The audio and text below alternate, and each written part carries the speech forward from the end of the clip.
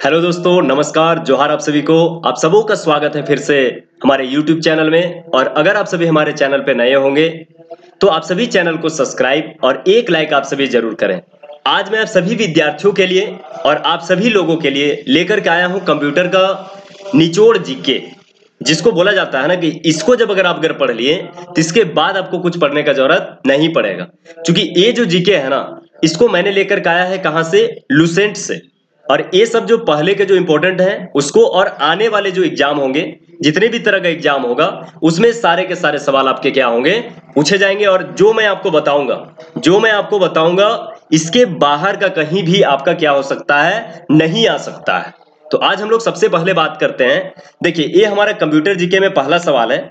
यहाँ पे मैं आपको सवाल करते जाऊंगा, आप लोग यहाँ पे क्या करिएगा, इसका जवाब आप लोग मन में और कमेंट में आप लोग यहाँ पे सोचते हुए चलिएगा कि आप लोग सही जवाब दे पा रहे हैं या फिर गलत जवाब दे रहे हैं। तो देखिए, ये हमारा सबसे पहला सवाल है। यहाँ पे देखिए खाली स्थान है और यहाँ पे क्या है ना, देखिए जैसे अगर खाली स्थान, क्वेश्चन क्या है कि एक इलेक्ट्रॉनिक, यहाँ पे देखिए दिया हुआ है कि एक इलेक्ट्रॉनिक डिवाइस है जो डेटा को इंफॉर्मेशन में कन्वर्ट करते हुए प्रोसेस करता है। तो अब आपको बताइए कि यहाँ पे खाली स्थान के जगह में क्या भराएगा, यानी कि क्या ऐसा है जो एक इलेक्ट्रॉनिक डिवाइस है जो क्या करता है? डेटा को इंफॉर्मेशन में कन्वर्ट करते हुए प्रोसेस करता है। तो ये जो होगा जनरली, जैसे देखिए, चूंकि अगर आप सभी का जान रहे हैं तो बताइए क्या होगा इसमें? प्रोसेसर होगा, कंप्यूटर होगा, केस होगा, स्टाइल होगा, या फिर इनमें से कोई नहीं होगा। देखिए दोस्तों, ये जो है ना SBI 2008 2009 दोनों बार ये आ चुका है, तो हो सकता है कि आगे भी आ जाए, इसलिए इसको हम लोग को क्या है, बहुत ही ज्यादा इंपॉर्टेंट है।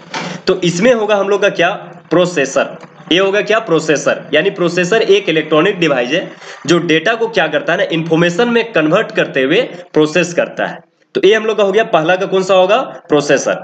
अब चलिए हम लोग अगला क्वेश्चन की ओर चलते हैं। जैसे दूसरा हमारा है कंप्यूटर प्रोसेस द्वारा, यानी कंप्यूटर प्रोसेस द्वारा खाली स्थान इंफॉर्मेशन में परिवर्तित किए जाते हैं। यानी कंप्यूटर प्रोसेस, जो कंप्यूटर का जो प्रोसेस होता है उसके द्वारा किस चीज को इंफॉर्मेशन में परिवर्तित किया जाता है? जैसे नंबर को, प्रोसेसर को, इनपुट को, डेटा को, या फिर तो इनमें से कोई नहीं।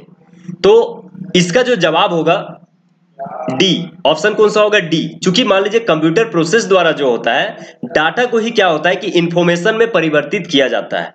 तो ये एक अच्छा सवाल है, इसको भी आप लोग नोट करते हुए चलिएगा। अब इसके बाद चलिए, ये हम लोग का तीसरा सवाल। अब तीसरा सवाल का बात करेंगे तो तीसरा सवाल हम लोग का है एटीएम क्या होते हैं? अब आप लोग बताइए एटीएम क्या होता है? बैंकों की शाखाएं, बैंक का ब्रांच होता है क्या? नहीं ना। बैंकों के स्टाफ युक्त काउंटर। जब स्टाफ युक्त काउंटर ही होगा तो एटीएम का क्या काम होगा? उसके बाद देखिए बिना स्टाफ के नकदी लेन देन, ये सभी इनमें से कोई नहीं। तो आप सभी बताइए इसका जवाब क्या होगा? आप लोग सभी को जवाब पता होगा, बिना स्टाफ के नकदी लेन देन। कहेंगे आप जैसे एटीएम में जब जाते हैं तो क्या वहां पे स्टाफ जैसे होता है क्या आपको, मैंने नकदी देने के लिए आप जितना डालते हैं? नहीं ना।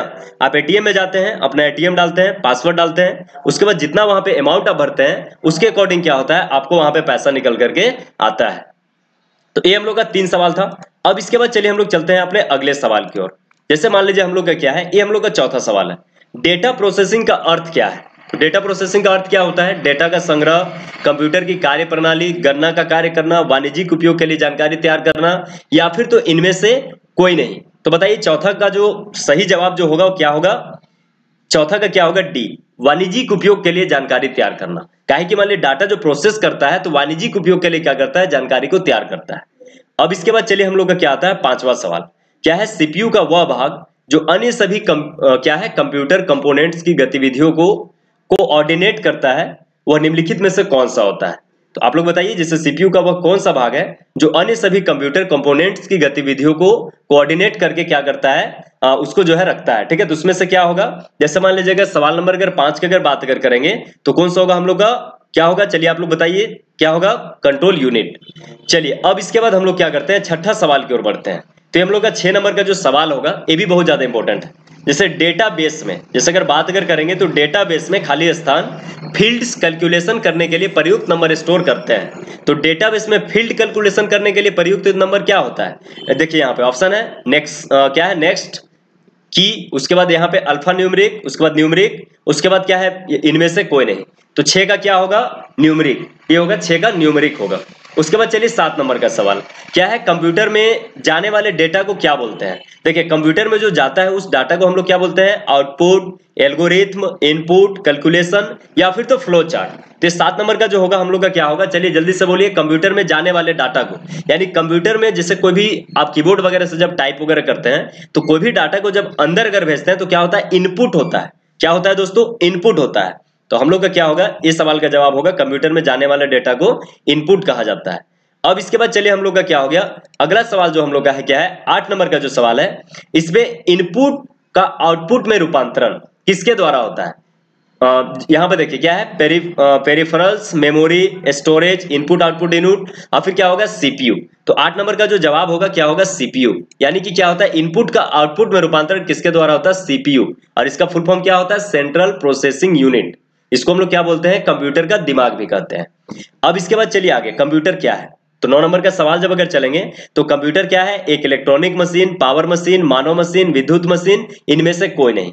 तो कहने का मतलब अगर देखा जाए तो विद्युत मशीन और इलेक्ट्रॉनिक मशीन दोनों सेम चीज कहने जैसा लगता है, लेकिन हम लोग क्या बोलेंगे, इलेक्ट्रॉनिक मशीन। यानी क्या होता है कि बिजली से चलने वाली क्या होती है, मशीन होती है। तो आपको जो यहाँ पे क्या है, इलेक्ट्रॉनिक मशीन, यहाँ पे पहला वाला जो ऑप्शन है हम लोग इसको लेकर के चलेंगे। मान लीजिए अगर यहाँ भी इलेक्ट्रॉनिक मशीन, यहाँ भी इलेक्ट्रॉनिक मशीन रहेगा ना, तो आपको पहले वाला देना होगा, कि शुरू में जो आएगा उसी को लेकर चलना है।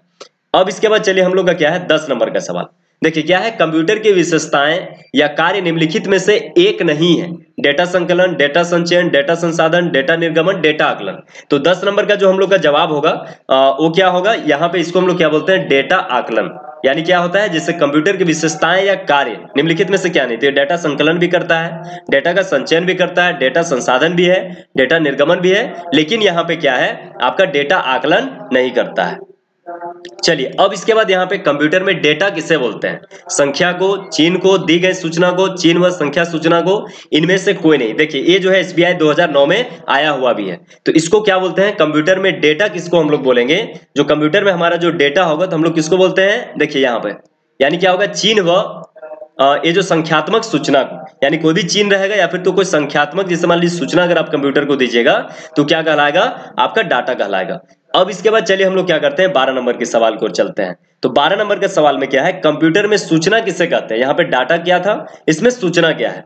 तो कंप्यूटर में सूचना हम लोग किसको बोलेंगे, यहाँ पे एकत्रित डेटा को, जो भी डाटा एकत्रित किया जाएगा उसको हम लोग क्या बोलेंगे, सूचना बोलते हैं। अब इसके बाद चलिए हम लोग चलते हैं 13 नंबर का सवाल की ओर। तो ये क्या होगा, देखिए यहाँ पर निम्नलिखित में से कौन सा सीपीयू का भाग है। तो कीबोर्ड सीपीयू का भाग नहीं है। अब इसके बाद प्रिंटर भी अगर देखेंगे तो भी नहीं है। उसके बाद टेप भी नहीं है। उसके बाद क्या होगा, एएलयू, इसको हम लोग क्या बोलते हैं, इसको अगर देखिएगा तो ये होता है, जिससे मान लीजिए इसको हम लोग बोलते हैं अर्थमेटिकल लॉजिकल यूनिट भी हम लोग इसको बोलते हैं, या फिर अर्थमेटिक लॉजिकल यूनिट बोलते हैं, जो कहां पे रहता है, किसके अंदर रहता है, सीपीयू के अंदर रहता है। तो ए क्या है, एएलयू जो होगा आपका सीपीयू का भाग होगा। तो ये हम लोग का क्या होगा, option D is the right answer. अब इसके बाद चलिए आगे चलते हैं, 14 नंबर में चलिएगा। तो ईडीपी क्या है, जैसे 14 नंबर का बात करेंगे तो ईडीपी, जैसे यहाँ पे देखिए इलेक्ट्रॉनिक डेटा पार्ट, ये भी नहीं होगा, ये भी नहीं होगा, ये भी नहीं होगा, हमारा क्या होगा, इलेक्ट्रॉनिक डेटा प्रोसेसिंग। अब इसके बाद बात करते हैं 15 नंबर के सवाल को। इसको हम लोग क्या बोलते हैं, कंप्यूटर में सीपीयू क्या होता है। तो कंप्यूटर में सीपीयू क्या होगा दोस्तों, जैसे अगर बात करेंगे कंप्यूटर में सीपीयू का, तो हमारा क्या होगा, जैसे मान लीजिए क्या होगा, यहाँ पे cover processing unit, control processing unit, central processing unit. यानी इसको कोई भी जानेगा कि सेंट्रल प्रोसेसिंग यूनिट जो होता है क्या होता है, हमारा कंप्यूटर में सीपीयू होता है। चलिए अब इसके बाद हम लोग क्या करते हैं, 16 नंबर का सवाल को चलते हैं। जैसे एएलयू अभी मैंने आपको बताया था ना, जैसे arithmetic large unit, arithmetic long unit, ये सब जितना भी है, लेकिन ये सब गलत होगा, बल्कि 16 नंबर का क्या होगा, 16 का ए जो होगा आपका सही होगा, यानी अर्थमेटिक लॉजिक यूनिट होता है। आप लोग इसको नोट करते हुए चलिएगा। अब इसके बाद 17 नंबर का बात करते हैं, जिसमें क्या है, सीपीयू निम्नलिखित में से क्या है, चिप है, बॉक्स है, सर्किट है, पेरिफेरल है, या फिर तो इनमें से कोई नहीं है। तो ये क्या है, सीपीयू एक तरह का क्या होता है, इसको हम लोग कंप्यूटर का भाषा में इसको क्या बोलते हैं, चिप बोलते हैं। अब इसके बाद चलिए 18 नंबर में, कंप्यूटर द्वारा किया गया बुनियादी कार्य क्या है, अंकिक कार्य, तार्किक कार्य, उसके बाद यहाँ पे डेटा संग्रहण, या फिर तो ए सभी। तो 18 नंबर में क्या होगा, हमारा डी होगा, ए सभी, यानी अंकिक कार्य भी होते हैं, तार्किक कार्य भी होते हैं, डेटा संग्रहण भी होता है। अब इसके बाद चलिए हम लोग यहाँ पे क्या करते हैं, 19 नंबर के सवाल में चलते हैं। तो ये जो हमारा जो 19 नंबर का जो सवाल है, इसमें क्या है, कंप्यूटर का दिमाग कहलाता है। तो कंप्यूटर का दिमाग कौन कहलाएगा, सीपीयू, मॉनिटर, मोडेम, सॉफ्टवेयर, या फिर तो इनमें से कोई नहीं।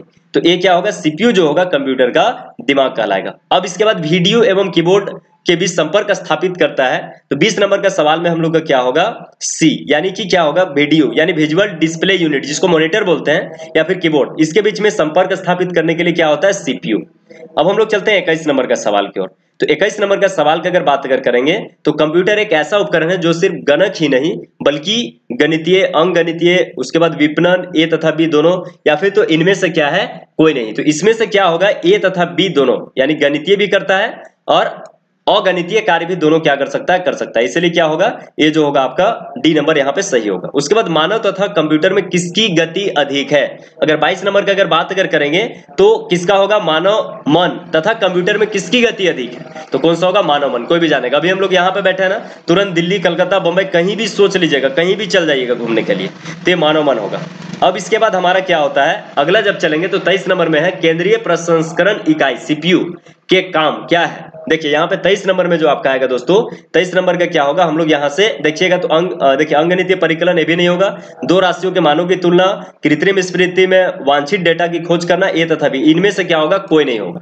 तो 23 का हमारा जो ऑप्शन होगा, E is the right answer. मनुष्य की स्मरण शक्ति कंप्यूटर की तुलना में क्या होता है, ज्यादा होता है, कम होता है, क्या होता है, आप सभी इसको बताइए। तो 24 का क्या होगा, सामान्य रहता है। मनुष्य की स्मरण शक्ति कंप्यूटर की तुलना में क्या होता है, सामान्य होता है। अब इसके बाद देखिए कंप्यूटर को किस प्रकार की बुद्धि की संज्ञा दी गई है, शुद्ध, मानव, कृत्रिम, उपयोग सभी, इनमें से कोई नहीं। तो 25 का जो है इसमें से क्या होगा, आप लोग एक बार क्या करिएगा, आपस में इसको एक बार डिस्कस करिए, एक बार सोचिएगा कि इसका क्या होगा जवाब, और नेक्स्ट क्लास में हमको क्या करिएगा इसका जवाब, या फिर तो कमेंट में आप लोग इसका जवाब दीजिएगा कि 25 नंबर का सवाल का जवाब क्या होगा। तो आज के लिए बस इतना ही दोस्तों, आज के लिए बस हम लोग 25 सवाल रखते हैं, आप लोग इसको अच्छे से कंप्लीट कर लीजिएगा और मिलते हैं इसके बाद के वीडियो में, और फिर उसमें हम लोग और भी देखेंगे कि आगे इसके आगे क्या है जीके। तो आज के लिए बस इतना ही। आप लोग इसी तरह से वीडियो को देखते रहें। चैनल पर अगर नए हैं तो सब्सक्राइब करें, लाइक करें। धन्यवाद दोस्तों।